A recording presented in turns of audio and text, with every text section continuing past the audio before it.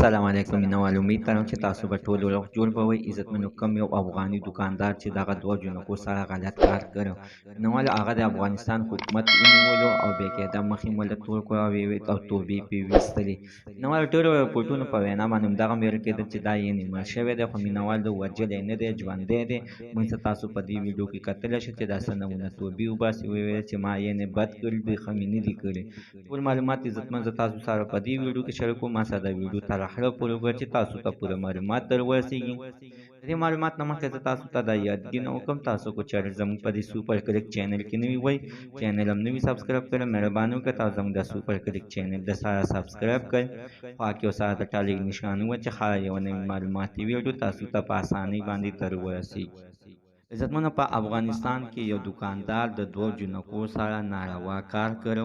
دا یوازې عزتمنو د دوو سنه د دې نه مخکې خو هم د دغه شانته ډېرې ویډیوګانې وایرل شوې وې. بېقاعده یعنې هر یوې جینۍ سره به یې غلط کار کوی، د هغې نه بعد بیا به یې پرېښودلې. خو مینهوال دغه دوو جنکو ویډیو د دنه وایرل شوه، ده به بېقاعده ویډیوګانې وکړلې. نو د دغې دپاره ده وایرل کړه چې زه به دا جینکۍ به ما ته روزانه راځي او زه به ورسره غلط کار کوم. خو مینوال دغه جینکۍ کور واده چې کله دغه ویډیو کتلې ده، نو جینکۍ خو عزتمنو وژلې دي. خو ډېرو د رپورټونو په وینا باندې همدغه هم ویلې کېدل چې دغه سړی خو سړی د دوکان نه الوځولی دی او مړ کړی دی. خو مینوال دغه شانتې نه دی، دغه خبرونه دروغ دي.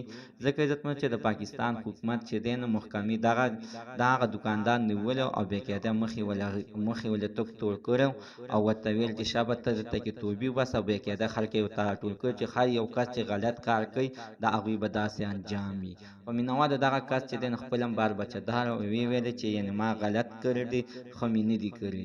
مینوال دله د اخر نوره کومه سزا ورکړي چې حتما ناسه لاندې په کامنټ کې خپله رایې ولیکئ. زموږ د عزتمن ته نن ورځې معلومات د دې ځای پورې د نوي معلومات دپاره د سره زموږ ده سوپر کلیک چینل د سره سبسکرایب کړئ، خوا کې ورسره د ټالۍ نښان ووهئ.